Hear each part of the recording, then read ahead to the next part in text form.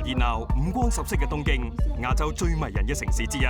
電影《頭文字 D》亦都選擇喺呢部原著漫畫嘅誕生地舉行咗第一次嘅記者會。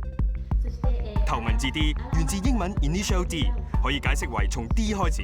而故事就係嚟自 drifting 漂移呢一項高難度嘅駕駛技巧。日本係當呢個係寶嚟嘅，基本上係一個國寶級嘅漫畫嚟嘅。我同麥士輝、Even 莊文強有機會拍呢個我心儀嘅漫畫，因為你好少有心儀嘅漫畫，你會特別會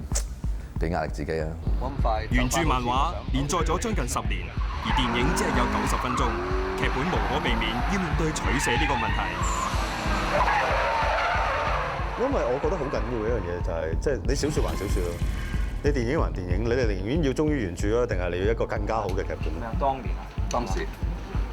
當年或者當時都得。我覺得戲的重點除了快之外，還有愛。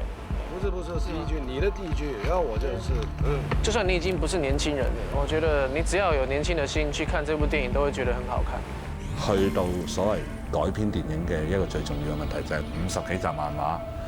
，3輯電視劇，幾個電影版，減下咧，你會好得意嘅，你會得出嚟嘅結果就係咧，開始同個原著唔同，但係咧你又保留咗佢好多嘅嘢。極速前進，跟住頭文字 D 進入一個熱血沸騰嘅賽車世界。